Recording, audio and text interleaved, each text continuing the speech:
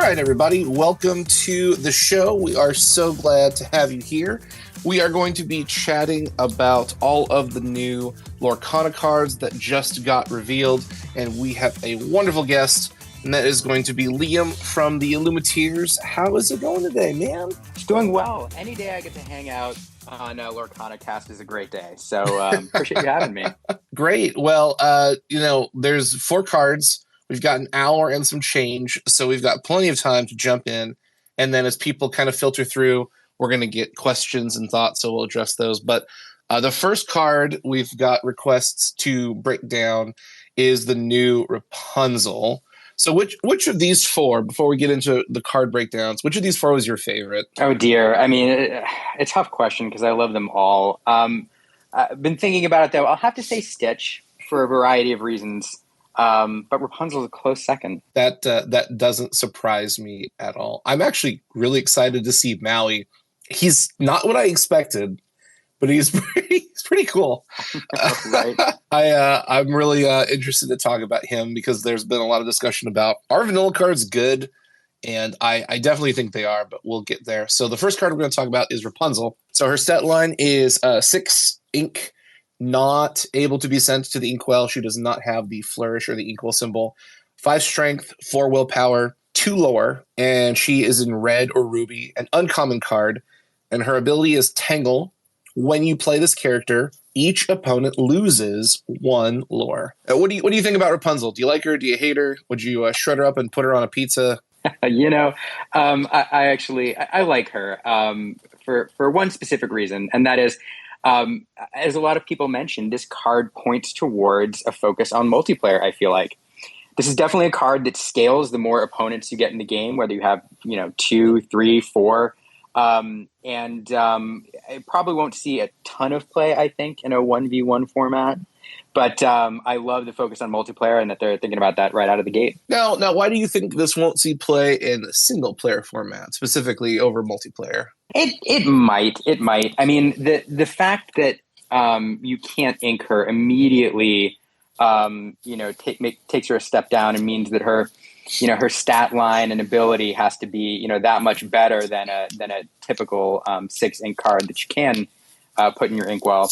And I just think 6 for the 5/4 stat line. I think there'll be other things you'll want to play near the late mid game, end game. But we could see her. I mean, we could see her. I'm not sure once we see the full meta. Yeah, that's fair. I do agree. It's hard to gauge her right now. But has anyone mentioned that you could play, if you're playing red green, you could shift up onto Aladdin turn 5, swing with his ability, you steal 2 lore and gain 2 lore. So they lose 2, you gain 2, and then turn 6 you could drop her and then snipe another lore. You don't gain an additional lore, but you still removed 3 from your opponent. You've got a 5/5 that can quest for 2. You've got a 5/4 that can quest for 2. And then you can also have potentially a genie to bounce her and do it again. Like you can really interact with your opponent's lore state by turn 6. And 3 lore is nothing to scoff at. That's a winnable, game-changing state. You're not wrong. I could definitely see, building around a deck that peaks a little bit later. And allowing, that allows your opponent to perhaps gain a little bit of edge on lore and be winning in that lore race, only to, with Aladdin, Rapunzel, come back and eat away at their lore while you're building your own. I can see that. I haven't played her yet either, so she's been too recent for me to actually try. So, have you had a chance? No, I haven't had a chance to play her. She came out late in the afternoon, but she feels like a combo piece. I don't think by herself she's very good. I do agree with you, but her effect just screams combo. There's got to be something coming where you're going to be able to slap her down and then either keep recurring her effect because you can play her and then put her in your hand and bring her back. Or in Magic, there's a term called flicker, and it was an effect that said target a character, target a card, exile it from the battlefield, and then bring it right back onto the battlefield, which is interesting in this game because there haven't been many things that you would actually want that to apply to. but because damage stays on a character, you could use, if there was a flicker effect, you could use that to basically cleanse all the damage off a character, and so they're fully healed. But it also triggers their ETB if it says enter the battlefield. But this says play a character, which means coming from hand. So I don't foresee that being an effect in Lorcana, but there are things that we've already seen that bounce characters back to hand with Genie and with Cruella. So I could see that kind of effect where you could, tap a character, return target character of choice to the hand. I'll just put Rapunzel right back, play her again. You keep your opponent down on lore. And essentially what this effect says is, one of their characters that's questing for one lore is invalidated. So that could be really useful if they're playing a wide list. They have a bunch of small bodies, and you can just slap this down and go, hey, one of those doesn't do anything. Practically useless. Yeah, for sure. And, one of the things I go back to as well, we talked about her not being able to be inked.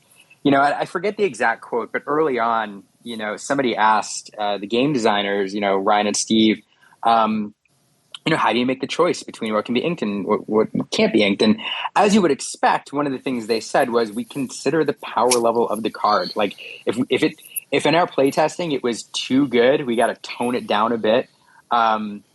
We say it can't go to the inkwell. So I'm always interested to see what can't be inked, because to me it's kind of an indication that somebody broke it in the early game, and they had to fix it. Yeah, it's really interesting because we're looking at these cards through a lens of 80-ish options available. And so we're trying to make a distinction of, is this card good? Is this card bad? Why does this card exist? And it's really fun because in like 5 weeks, we're going to know everything. And so it'll be interesting to see if we're right, if we're wrong, if we're on the right track. But I do agree. I think there's something here. I feel like there's another piece we don't know. And once we see it, we're going to go, oh my gosh, Rapunzel, that's why she can't be sent to the inkwell. Yeah. Makes total sense. The other thing I want to talk to you about is you are definitely known around the community as the team who thrives on artwork, designs, artisans, things of that nature. So outside of the stat line of the card, I wanted to talk to you about the artwork of the card. Do you like it? Do you hate it? What is your thoughts on this very action-oriented pose for Rapunzel? I love it so much. It's a Dreamborn character, which means the artist got to play a little bit and do something slightly outside the norm. So we see her in this, unique outfit for this card. Thanks so much for asking this question, by the way. I get all excited. New artist. And one of the things that I really enjoy doing, and I think some other people have started doing it as well, is looking for the little Easter eggs in the way that the artist has worked the color identity into the card art. And here we see it in the mountains in the background. It's very common in Ruby cards for the artist to be asked to work some of these jagged, pointy edges into the card art. You see the same exact treatment of the card of Ruby in Mulan, where you have a very jagged landscape in the background. And so here you see the same thing. So that's where you're seeing the card's color identity is in the Ruby jagged mountains in the background. The action pose is fantastic all around. I just think this is a really cool card. Love the art. I think they did really well. She definitely has that feel like the Aladdin King of Thieves. It's definitely her, but you can tell there's something different going on. It's not the same character we're necessarily used to from the film, but it's a similar-esque character. So I'm excited to see what Rapunzel can do. I feel like she's probably the most interesting of the reveals, just because we really don't know what else we're going to see in the lore denial style of deck. It's going to be there. There's going to be some kind of lore removal, lore disruption, something, and her and Aladdin are two pieces of that puzzle. Yeah, and I'll for one more thought, and you kind of made me think of this when we talked about or reminded me of this when you talked about the flicker effect. We are seeing, the first set of cards here. There's not going to be a ton of mechanics that are super complicated. But if this game is around for many years, as the Ravensburger team, has said they want it to be, and we all hope it will be, we're going to see all sorts of things come into play. Flicker will be a thing. I guarantee there'll also be a mechanic that says, whenever an opponent loses lore, something happens. Now, that won't be until way later. Yep. But what's super fun is thinking about these cards, which right now will have some utility, may pop back up in some sort of historic or legacy meta as we see new mechanics added to the game later.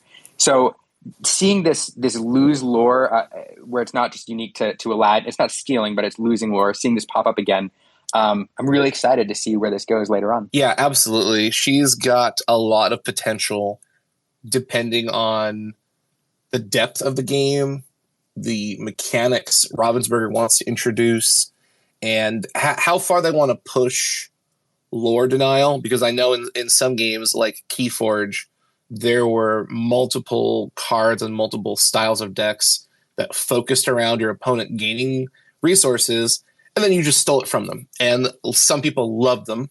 Some people hated it because it felt like I'm playing the game and I'm feeding my opponent. This is stupid. They should be doing it themselves. So it can create a sense of NPE or non-favorable gaming states for players. So with Ravensburger wanting to keep Lorcana as approachable and player-friendly as possible, I want to see if they're willing to get aggressive with lore stealing or lore removal decks where your opponent is somewhat punished for playing the game. Actually, that's actually a very interesting point, because one of the things that they've said that sets Lorcana apart from other games, in order to make it family friendly, is this idea of building yourself up to win the game instead of tearing down your opponent. And so it makes it more accessible to, playing with your kids or first time game players. So you're not as aggressive. So I think you bring up a good point, because if you get really heavy into lore stealing where you're, targeting your opponent and taking away their lore, I think you kind of move away from that. That's interesting. Yeah, we'll see how heavy they lean into it. It's a weird balance, because if you look at the current state of Lorcana in the very, very early days, it's really easy for someone to snowball and get so far high and lower, and the other player is just so far behind. We'll see games where you get the double or triple Pascals turn 2, and then you start slapping, Baby Maleficent or Olaf, whatever you want, but you're basically getting free lore. You get 3 lore per turn if your opponent has no removal off of the Pascals, plus whatever else you get. It's just, cherry on top of the ice cream. And by turn 3, turn 4, you're at 12, 14, 15 lore, and your opponent's at 3. And there's no way they can come back. There's no opportunity. There's nothing they can do. The game's practically over. So seeing a mechanic that allows you to catch up is good. But because competitive players are degenerate, we're going to find a way to break that kind of mechanic and turn it into a punishment where, oh, my opponent got ahead of me. Cool. Now I'll just steal their lore, and then I'll shoot ahead, and then I'll win. It's like, oh, well, that's the other side of the coin that feels bad, is you were winning, but you lost because you were winning. Wait a minute, something's wrong here. So yeah, I'm very curious to see how Ravensburger finds a healthy middle ground for cards that allow you to catch up, but not necessarily overtake consistently. That's true.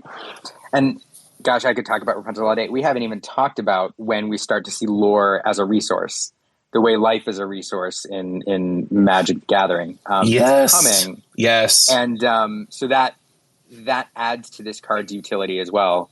Not only depriving them of their win condition, but also potentially a resource. Yeah, it's going to be huge. And welcome to everyone who is joining us here on Twitter Spaces Live. Thank you so much. We appreciate you coming in. If you got questions, you have comments, interact with us in the chat. We are here to talk with all of our friends and all of our family here, and we're going to have a great time. So the next up card that I want to talk about, this was a very divisive card, and I'd love to, we're going to chat about this in depth. Sven, the official Ice Deliverer, a 6-drop with inkable abilities, so you can slap him into the inkwell. 5 strength, 7 willpower, 0 abilities, totally vanilla, 1 lore. Let's talk about the art. I love this art. I wanted to be a playmat. What were your thoughts coming off of seeing this card when it came to just art? Because we'll talk about stats in a moment. It's just delightful. It embodies the fun-loving, smug, proud reindeer that Sven is. I can't wait to see the HD or like the full art version or the full art of this card.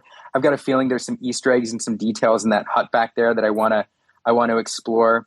You may be asking, where's the sapphire color identity here? It's pretty obvious. You see that purple swirl that kind of loops back on itself like a spiral. That is the amethyst ink identity showing in the card art.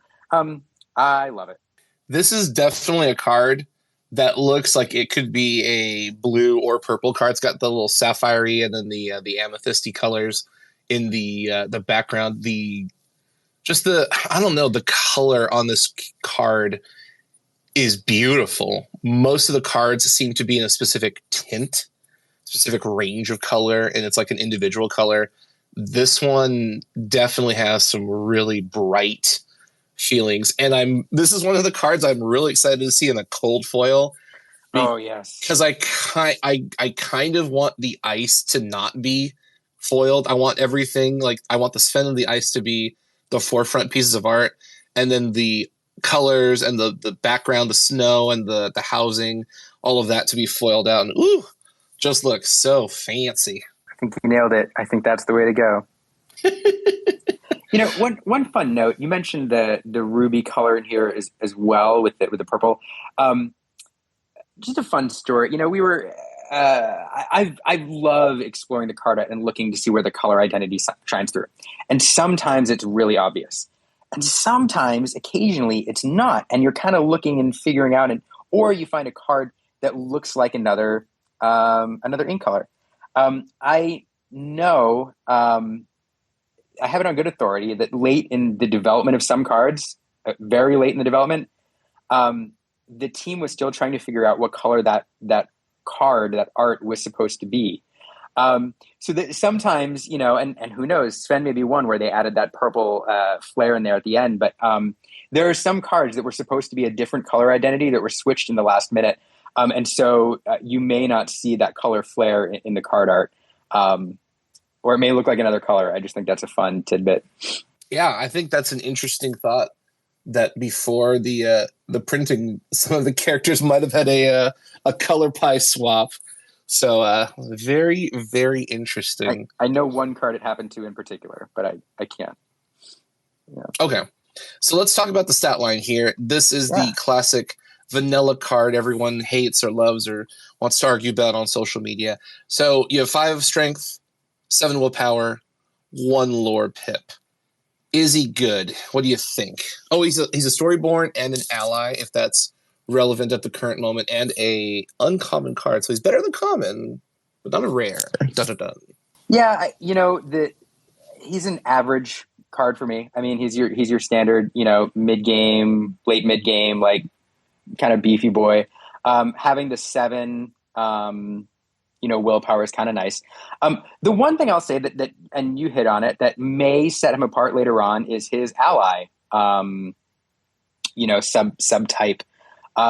You look at a card like Cerberus.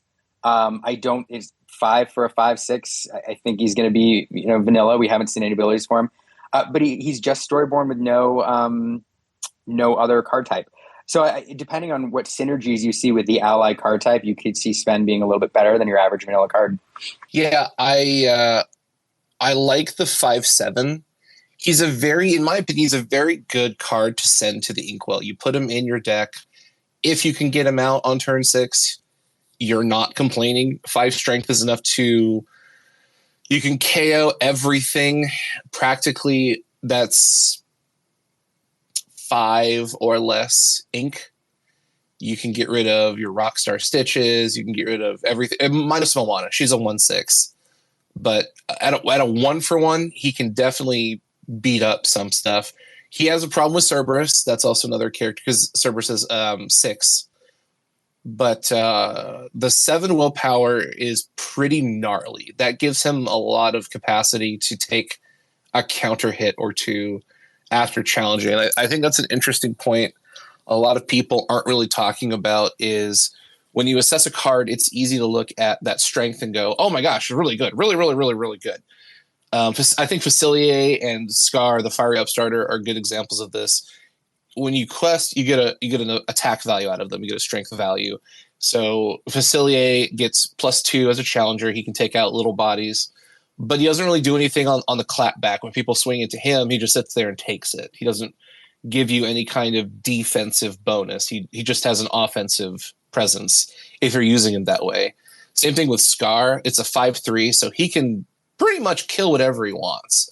But the average individual card has between 2 and 3 strength, and Scar will probably go down swinging. Sven is one of the few cards like Cerberus who can swing and take a counter swing and probably still stand on the board. So it's going to take multiple resources to get him off the table, which means your opponent is allocating ink, your opponent is allocating quests, or not questing, but challenging into him. So he can be a good distraction. He can also be a really good bully. If your opponent tries to tap out something like a Mulan, hey, cool, I can kill Mulan. I'm not scared of you. Okay, I'm going to use my Stitch to quest. Cool, I'll kill your Stitch and I'll stay on the board with 4 health left. Go for it. So having him just on your board, unexerted, can scare your opponent into not utilizing their characters because you can swing back and you're bigger than they are. That's very true. It's a great point. And even if they took 2 cards to remove it, you challenge, they challenge back and takes them off. Anytime you get 2 for 1 in this game right now with the current cards we've seen, it feels really good. It feels really good, I feel like. Yeah, I think he's big enough that he could probably be a 3 for 1 because you swing into one of theirs, take it out. You have, maybe you take 2 or 3 damage. You're still looking at 4 or 5 health. Unless they swing back with something of equal value, which is fine because say they swing with a Sven. They put 5 into you and kill you. You put 5 into them. Now you can swing your Flounder, your Sergeant Tibbs. You can swing a 1-drop into their big boy and kill it. Like the first person who gets a Sven online, I feel has an advantage because you can use it to really jockey around the opponent's board state. And if you really need to, you can just quest. They're not killing him. They're not taking him down anytime soon. I'll mention one more thing that I think you're totally right. And one more thing that 7 does for you.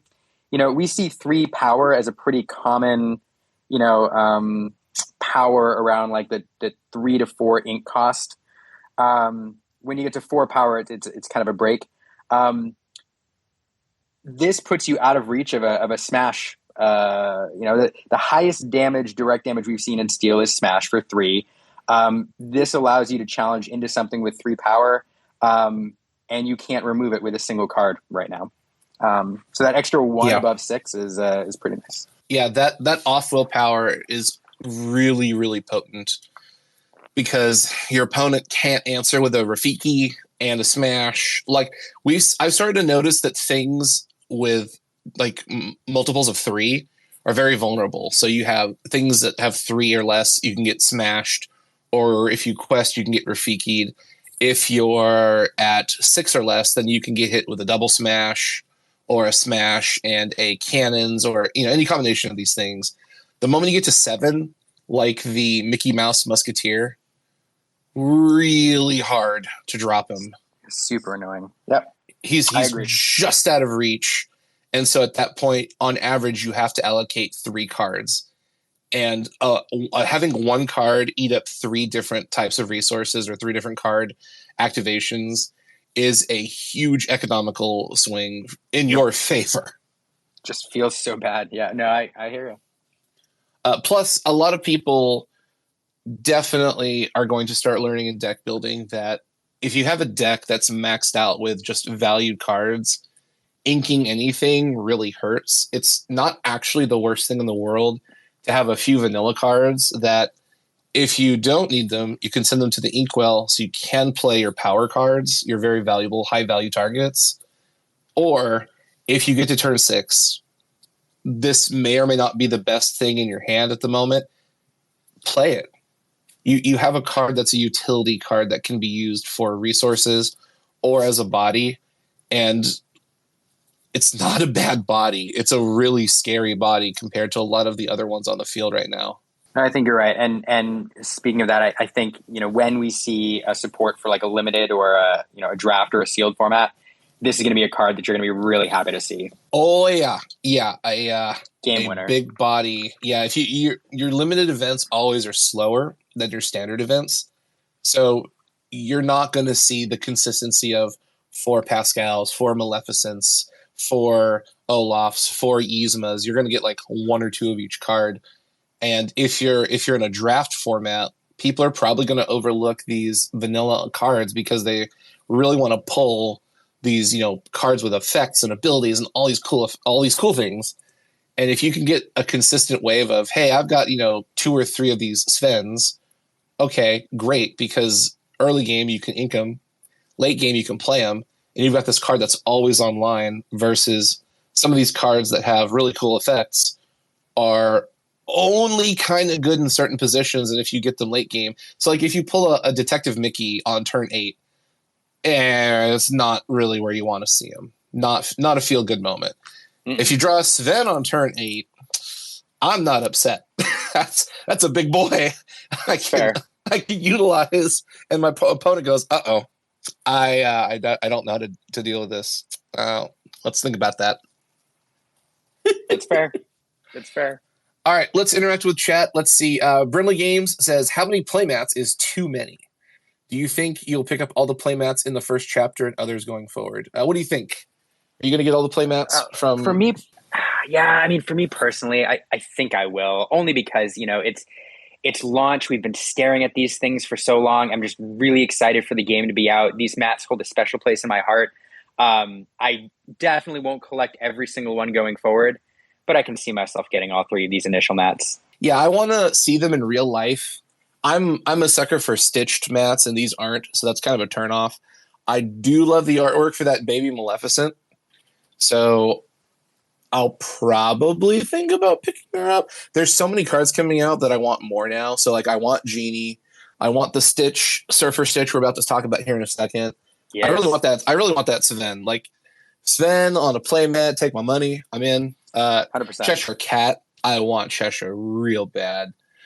So it depends on what they do. If it's like, hey, every set we're only going to do 3, I'll probably get like 1 of the 3 just as a collectible, but I don't want all 3. I don't know how I feel about that Mickey Mouse. Every time I see it, it looks somewhat yellower or greener in random places. So I want to see that one in real life. That mat's so funny. I'll say the mat looks good in real life. All these mats have a weird like sheen to the fibers, which make them nice. The Mickey one is so funny, though. I feel like you love it or you hate it. I've heard a lot of people, it's their favorite. They can't wait to get it. And a lot of other people don't like the black and white greeny tinge. So I don't know. I feel like cameras make it look awkward because the video today from IGN made it look kind of like a vomit color. I'm like, that's not what I remember from Gamma. I remember it being more vibrant, more green, kind of leafy green. I think that's accurate. Yeah. So I assume it's the lighting. And there's so many different things that can affect the color through which a lens takes a video feed. So yeah, I'll wait until I see it in life, but no, you can't have too many playmats. I collect them. I think I have like 70 or something over the years. It's crazy. Oh, and then shout outs to Just Ink It. They are in the air over Texas heading to Disneyland. So we're actually going to be collaborating with them later in July, and they're off to go to the park. So have fun. Go get a Dole Whip. Enjoy yourselves. My favorite family podcast. Lorcana podcast. I don't know if are there any other family podcasts? No, I mean we're about to be one, but yeah, no, they're the only. Yeah, you don't count. They're group family games, so yeah, it's fair. Well, you don't have a podcast though. You make videos. There's difference. Fair point. Distinct difference. All right, so I'm going to let you take control of this one with Stitch the Carefree Surfer featuring Pudge.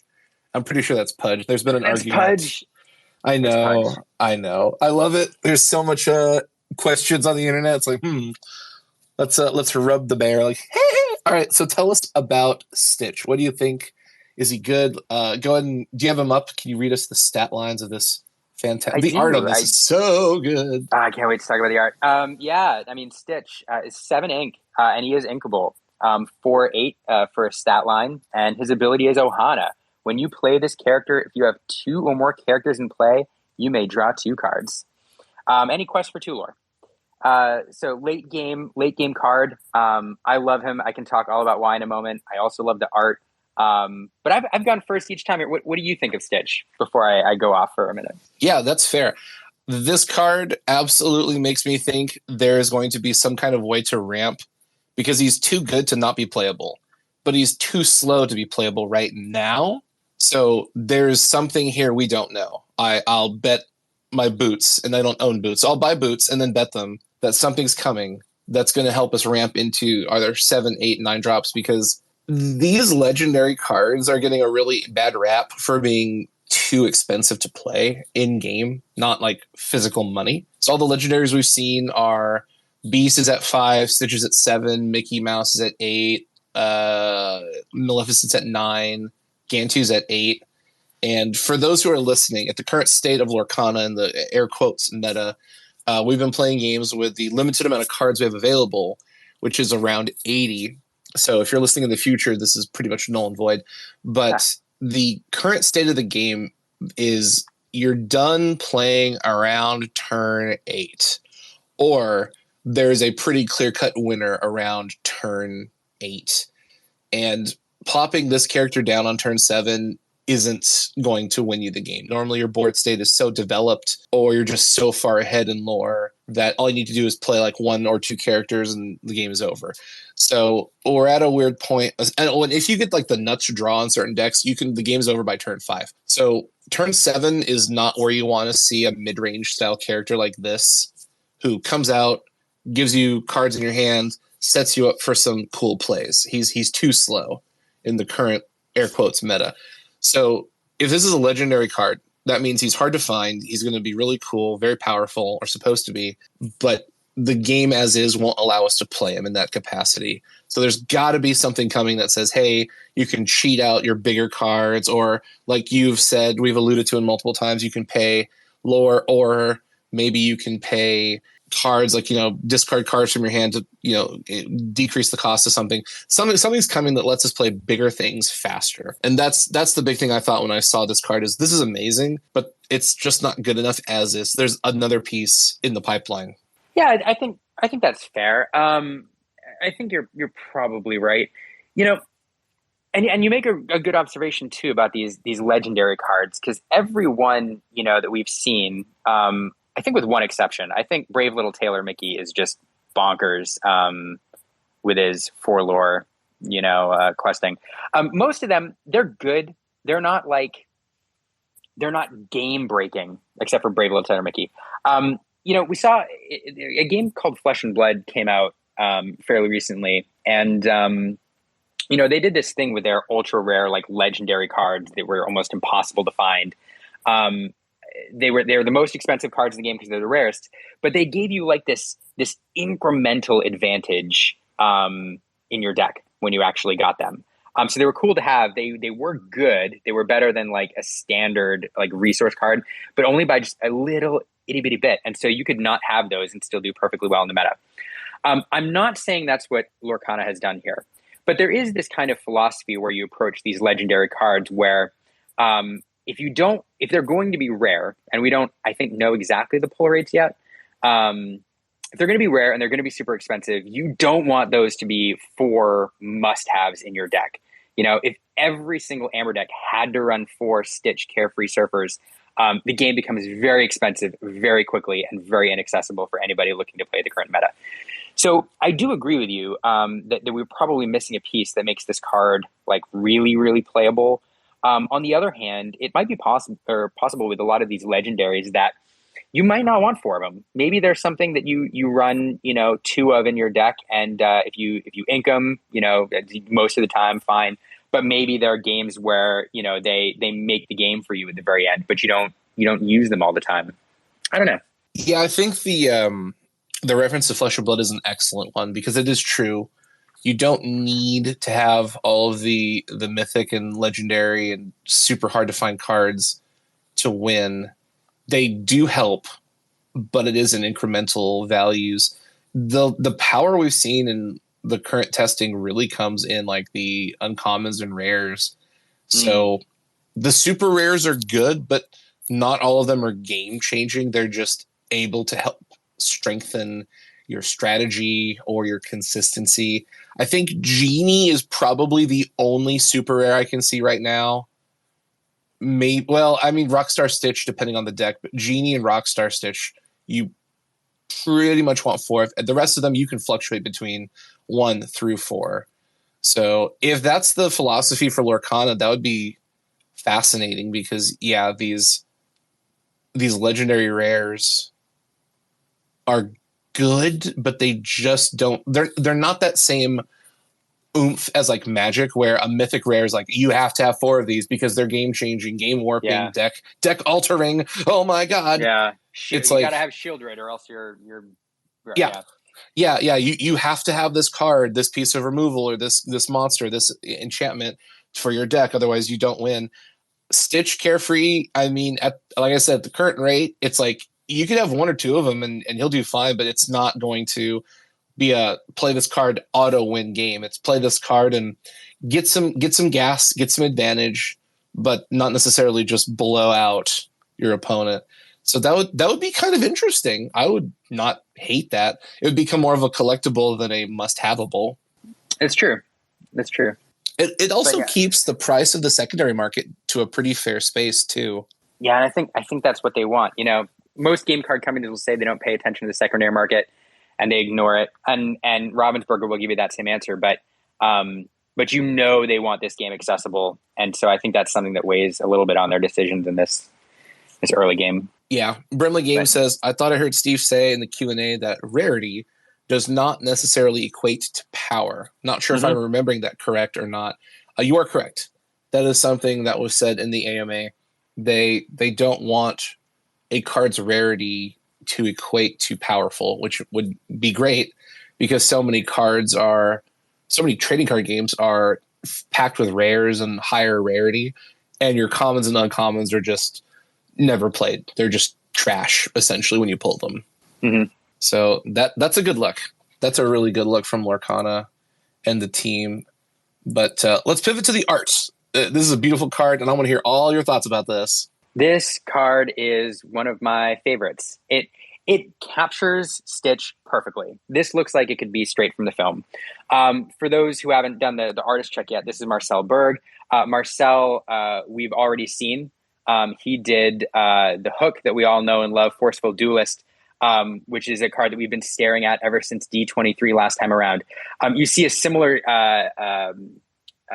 approach here where it comes to like the angled kind of looking up, a different perspective on this card where it kind of angled looking up at Stitch. And it's just beautiful.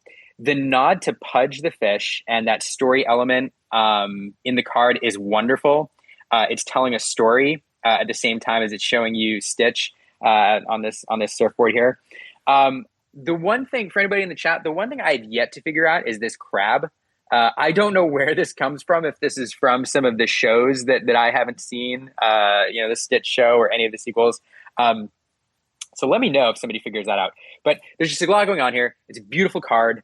I love it so much. I don't think that crab comes from anything I can recall because I've seen the shows and some of the movies. They're okay. But it's just a weird ad, though, right? Like without it being a reference to something. It could be. It looks like Mr. Krabs from SpongeBob, honestly.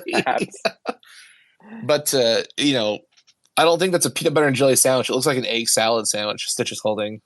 It's the lighting. It's the lighting. Oh, okay. Okay, yeah, sure. Well, it's a peanut butter sandwich. That's cool. It has to be. Poor Pudge. That's his favorite. I know. Oh man, this artwork is fancy. This is another one I could see on a playmat. That would be really sweet. Unfortunately, we've seen it on the collector's portfolio already. So, we'll see how quickly they put it on the mat. Maybe if they sell out of those portfolios, those card binders. But are you buying any of those card binders? I don't know. I like the look, but you're not sure of the feel. I mean, there's features that I like in a card binder nowadays. I love zipper binders. And so for me, it's about capacity and then the zippers. And I think these are great for starters. I think these are great for kids. I think they're great trade binders because you can carry them around. They're super portable. I don't think it holds enough cards for me. Yeah. But what is it? 4 cards per page? Is it 9? I think it's 9, but it's the capacity is not.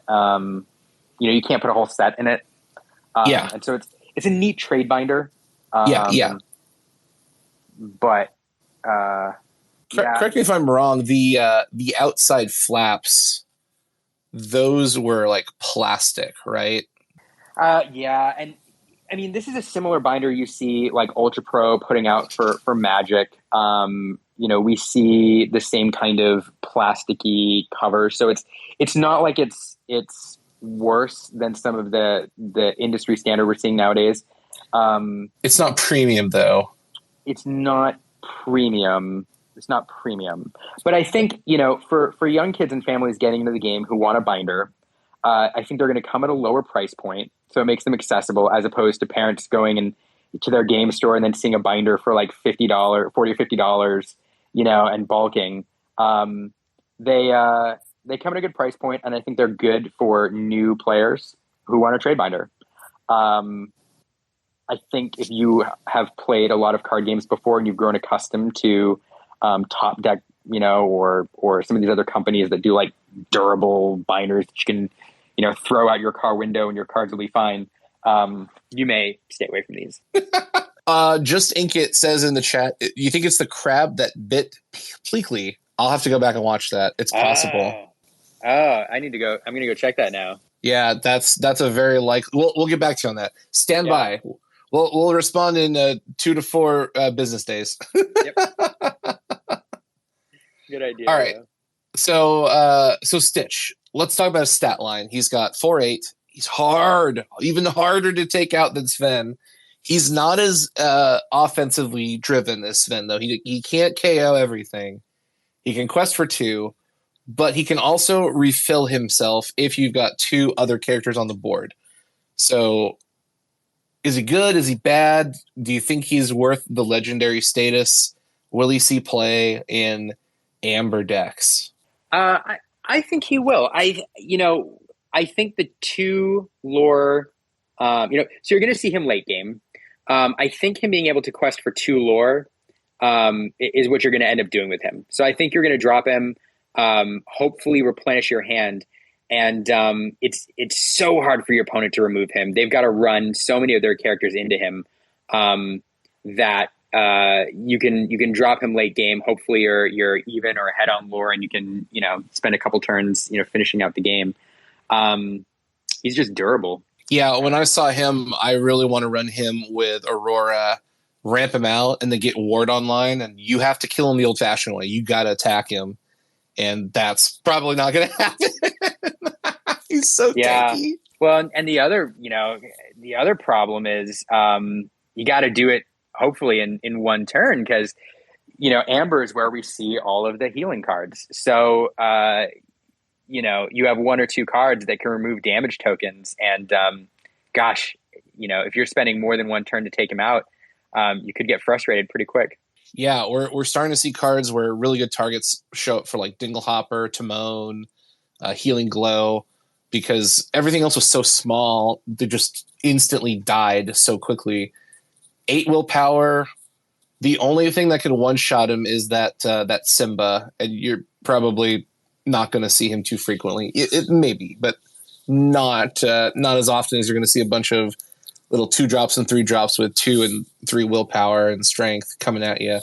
And he just trades into those little bitty bodies so efficiently.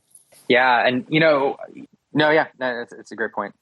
So I think this card is definitely going to see play, but it intrigues me. This is one of the most interesting cards in terms of how are you going to get him out consistently? Because you can tell they put a lot of work into this card, and they don't really want him to sit in a binder a majority of his lifespan. They want this card to see play. I think they want all the legendaries to see play. That's the big thing that really confuses me, is they're so good, but they're so expensive. So there's just got to be something we don't know about. I absolutely believe that Mickey, that BLT Mickey, he's the best. I think he's supposed to be the best quester in the game for a reason. And he's bonkers good. Yeah, he's incredibly good, but it just seems like a disservice to work so hard, reveal this amazing card, and then as more cards come out, it's like, oh, here are more things that just supersede that Mickey and another reason to never play it.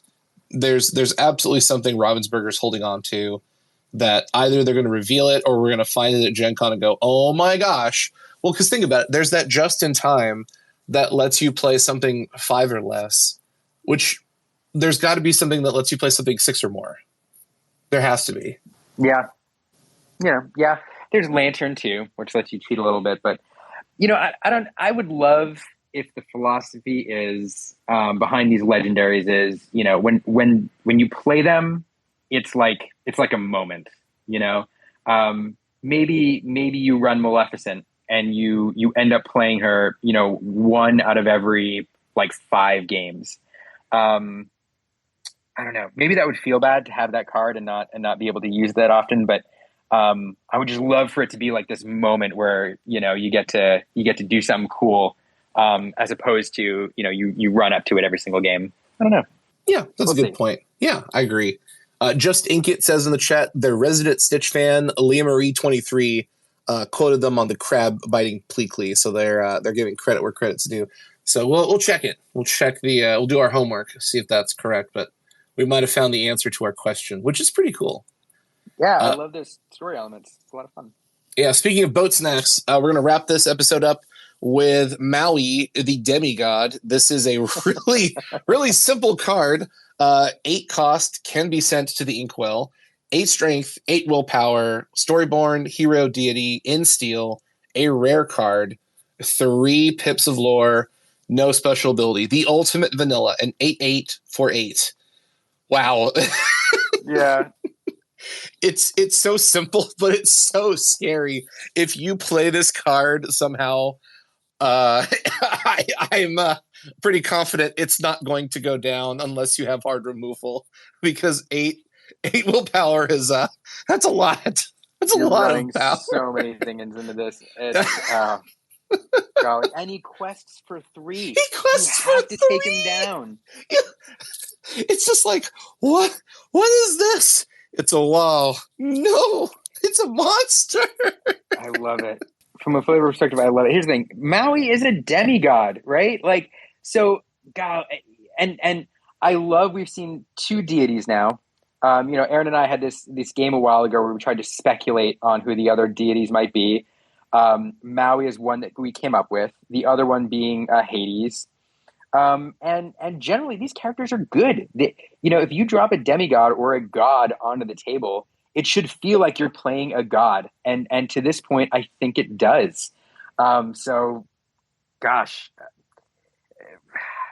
this is going to be, like we said before with Sven, this will be a game winner in limited formats. You brought up the point, those formats tend to be slower. No joke. You grab this card, you put it on, you get this on the table and you win, probably. Unless your opponent has managed to race ahead. I love it. I am a little bummed that nobody commented on my Force of Nature joke on Twitter earlier, which I thought was a pretty good one. But well, I didn't see it. What was the joke? I just said Maui is a force of nature. That being a reference to Magic's Alpha set where they dropped an 8/8. Yeah. Yep, I remember that card. It was pretty good. So. I think it's a cool card. Not gonna lie. What do you think? I think his keywords are the most interesting. He's in Storyborn, Hero, and Deity. I don't know if we're going to see anything with Deity anytime soon, but if there's been a villain deck archetype, which we've already seen through Hades, there's going to be something with heroes, and this is a hero card of massive. This card is hilarious because so many people are talking about Sven. They're like, well, vanilla cards are kind of useless. Vanilla cards, they're never really good. And they're kind of bad. And, I don't know if I'm ever going to play vanillas. And then Maui drops and it's like, oh my gosh. Yeah, he's kind of good. He's really good. I mean, can you imagine if he was a 7-drop? Oh, that would be just super, super scary. Like 8/8 and 3 lore. It's a lot bigger than it looks. Like the first time you play, you're gonna be like, it's okay. And then you quest and you realize your opponent can't kill it. Or they have to swing their entire board into your Maui and you're like, oh, Oh, I can do whatever I want. Yes. You just Yep. start doing whatever you feel like. Like you can challenge, you can quest, you can flip them upside down. It's it's just a super, super good card. And it doesn't need an ability to be super good. I love what Ravensburger did here because it shows this is the kind of vanilla card that can do it all. And he doesn't need ability. He's just perfectly good as he is. Yeah, I think your comment on vanilla cards is interesting, and we have seen a lot of debate since the last couple were revealed about how good are vanilla cards. And a lot of people are making the analogy, and I think it's a decent one to the first, Magic the Gathering set. And a lot of people don't think that's a fair comparison because Magic was the first TCG, and TCGs have come so far. We've learned so much about mechanics and what makes a good game that comparing it to a 30-year-old set, a lot of people says is not right. But I think the approach that Ravensburger is taking to this game is that this set, as opposed to many TCGs, which sees converts from a lot of other TCGs, this set is going to be many, many people's first introduction to any TCG. And I think we're going to see a lot more vanilla cards in this set proportionally than we will in future sets. Because I think Ravensburger is going to want to have the meta be a little bit simpler for the first 3 months to welcome people into the game. And then we'll see, later on, fewer vanilla cards in the third, fourth, fifth, sixth, moving onward. Yeah, I don't know. I agree. What are your thoughts on that? I do agree. I believe that it's a delicate balancing act because you're right. Yes. Most of the people, if you look at the community like right now in the summer of 2023, we don't have a wide array of trading card game players here.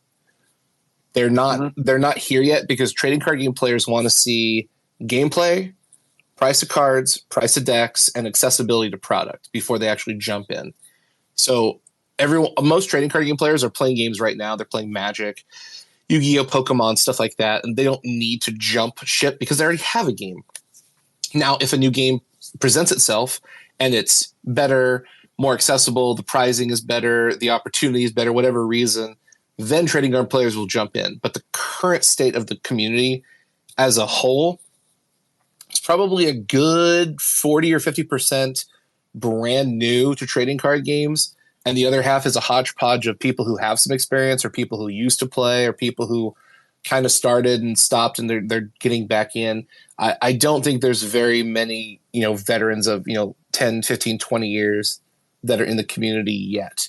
So I do agree. I think Ravensburger was wise and they knew their market. They knew this is going to be sold at Walmart, Target, Disney theme parks. Like it's going to be sold in a lot of accessible locations. And most of the people buying it at those locations that are not local friendly game stores are going to be very, very new. It's going to be little Timmy, little Jimmy, and their first trading card game. And they see, there's a Maui, there's a Simba, there's an Aladdin. Oh, hey, look, this looks fun, Mom. Can we buy it? Sure, why not? And they're going to learn how to play a trading card game. So I do agree. It feels like the first set, maybe the first two sets will have more straightforward abilities, vanilla style cards, big feels. It's going to be much more. It's going to be very Timmy-esque in Magic terms. There are player profiles for those who don't know to kind of encapsulate different like psychological profiles for humans who like to play trading cards. And I believe Timmy is the person who likes to play big things that have big results. It's just this really fun, explosive feel of I slapped down a Maui. Yes, you can't kill him unless you have some kind of removal. And if you're not playing the colors that have removal, I can quest and do what I want, and I can challenge and I can do what I want. And this card it just feels unstoppable and bigger than life, and it is a demigod. So you get that theme and that experience meshed into one as a player, and it feels really, really good. And a lot of cards feel very Timmy.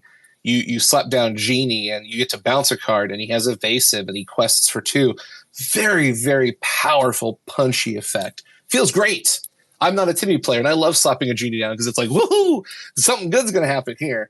So I think you're right on point. They're going to have characters with less convoluted effects that say, if A, then B plus C minus X, add your birthday, divide by 2, win the game. Or they'll just have an 8 for 8 that quests for 3, and you go, oh, that's a big boy. How do I stop that? Yeah. Yep. Totally agree.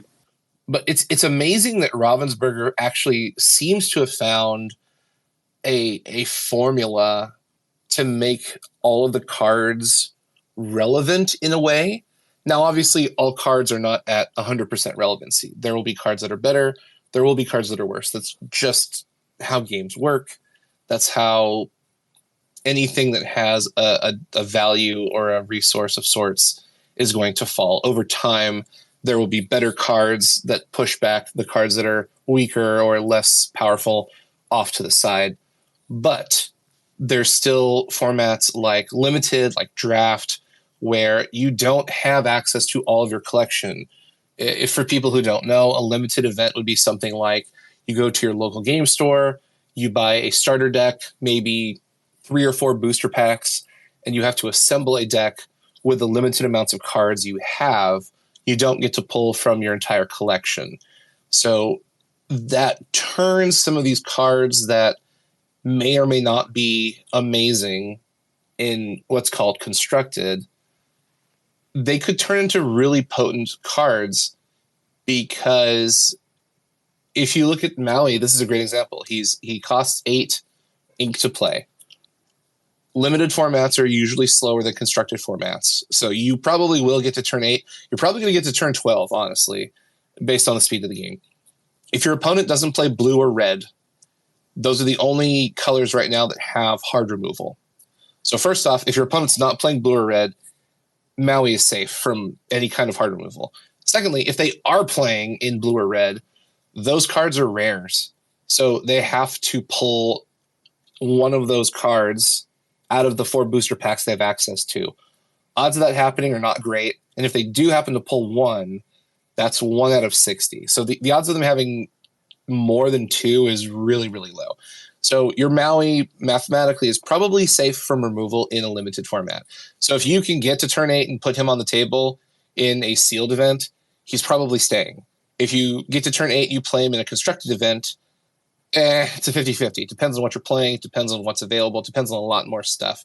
So I think they found that really healthy balance of this card is good in limited formats, this card is also playable in constructed formats, and it's also this card is probably hilariously bonkers in multiplayer, because you are absolutely getting to turn 8 in multiplayer. Nobody is going anywhere, because the moment you start to push up in lore, everyone just beats you down. It's oppressive. So you'll see this card in multiplayer, and the moment he comes down, everyone's going to go, hey, like, please don't attack me, attack them, attack everyone else over there. Like, you can bully people with Maui. That is great. True. That is so great. But last thing before we get on out of here, let's talk about the art. What do you think? Is this a new artist? Do you like the art? What's up with his face? I love everything but his face. It looks like he's slightly constipated. I don't like to be super critical of the art. I will say it's not my favorite piece. But I will offer one thing. I like when games have room for different art styles and different artists. And I think, as opposed to the first 6, 7, 8, 9, 10 cards that we saw, over the past few months, we've seen some of the art diverge from the Nicholas Cole and Marcel Berg style, which I love. Don't get me wrong, I love it. But we've seen some of the art diverge, which is great because it gives room for other artists and other interpretations. You see cards like Frying Pan, which is a very different style than the previous things we've seen. So back to Maui. Maui is a little bit different of a style than some of the others we've seen. The tattoos are great. They're detailed. They're accurate to the movie. He's storyborn, which is right. But yeah, his face is just a little. I don't know what it is. Maybe because he's in shadow. I don't know. I don't hate it. It's not my favorite that I've seen, but yeah, it's Maui. The lighting is a little odd, perhaps I would say, and that comes down to like the art director too. But he's in the shadows. Yeah, I don't know. I don't know. That's as critical as I'll be. It's fair. I mean, artisans, it's just a part of life. Like it's going to get criticized, be it good or bad. I'm right there with you. Everything looks great except the face. What's really interesting is if you look at the boat on the left-hand side, those little cross hatches have such a cartoony aspect. Like the boat feels almost an anime style, and then Maui feels more of a realistic style. Because if you look at the leaves on his waist and the roping, it looks so good. It's just weird. Everything looks so good, but then you like look up right to the face where you're supposed to, and it just feels like there's something off slightly. And it's just hard. Maybe it's proportion, could be shadow. Maybe it's his eyes. It's just, there's something going on that just doesn't feel quite there. We'll see. I do like the tattoos a lot. They're so vibrant. They're really cool. And they tell a lot of the stories from the film if you look at them across his body. That is true. Yeah, that is true. I think, and I will say, and we've seen some artists do it better than others, but it is a challenge. It adds an extra wrinkle when you have to take a 3D, animated character and reinterpret it in a 2D style. The character always comes out looking slightly different. So, it's a challenge. Yeah. I think this is a new artist. I have to double check. The name looks familiar, but I can't recall what else he's done. So I have to look up this artist. I'm excited to see the rest of his work. Yeah. Cool. Well, I mean, that pretty much wraps up the show. We hit all 4 cards. It's been an hour. It's perfect time to wrap up and go to dinner. So why don't you tell everyone where they can listen to, find the Illumiteers and your great content, and maybe give us a hint what's coming up next. So you can find us at Illumiteers on Twitter, but our primary channel, or our primary means of communication, is our YouTube channel. We are at Illumiteers. That's Illumineers with a T. And my wife and I, we focus on the game, but we also pay particular attention to the art and the artists, in addition to gameplay and how to play TCGs. You asked what's next. We have a few projects in the hopper. The ones we're most excited about are a couple more artist interviews going up. We have 2 that we recorded. One with Kaner Solyu, the artist behind the Cheshire Cat, which I know is one of your favorites. And then we have another one that we're not ready to reveal yet because Ravensburger's working with her on a project. And we have 2 more artists that just got back to us. One is Julia Riva, who's the artist behind the new Rafiki card. Nice. So we're excited to record that. And also, we may line something up with Samantha Ardini, who has done several cards. But my favorite one is Part of Your World. So that's coming up. So for anybody who's interested in the art, give us a follow and let us know which artists you would like to learn more about, and we'll see what we can do. Well, that's really exciting. Okay. There's some cool stuff coming up in the pipeline. And then you are also going to be at Gen Con. Are you excited? Are you ready for this amazing event happening in just a few weeks? I'm excited. I think I'm numb. I don't know what to expect. I feel underprepared. It's coming really quickly. But man, it's going to be probably a once in a lifetime experience for me. This Lorcana Gen Con, and I'm super jazzed. I know we're going to be playing in the same event on Thursday morning, right out the gate. So I'm really excited to see you there and do that. Yeah, we're going to have some fun, and we're also going to do some collab stuff since myself, yourself, and then Chris Bates is also in that pod as well. So we're going to be doing some of the first Lorcana product opening in the world, and it's going to be great. We're going to work on trying to set up a stream and just crack some packs because we'll have access to 3 or 4 booster packs between the 3 or 4 of us who will be there. So we'll get to see new cards. We'll get to see what's left in the decks. Oh, it's going to be fun. I am ready for this. Yeah. Well, thank you so much, Liam, for joining us. We are really excited to actually meet you and see you in person in just a few weeks. Thank you to everybody who joined us for the live show and everyone who listens in post. We will be turning this into a podcast with Emerald Inc. episode 3. So it's going to be a lot of fun getting ready for all of the just acceleration for Lorcana. Obviously, we're getting close, and Ravensburger is just putting their foot on the gas with so many reveals and so much hype. And it's a really good time for them to do that because we're about a month away, and that is going to fly by. So thank you, everyone, for joining us. Make sure to follow the Illumiteers on Facebook, on Twitter, and on YouTube. We are a part of the Lorcana Cast. You can find us also on Twitter, Facebook, and YouTube at Lorcana Cast. And we will see everyone next time. Have a wonderful time, and thanks for joining us. Thanks for having me.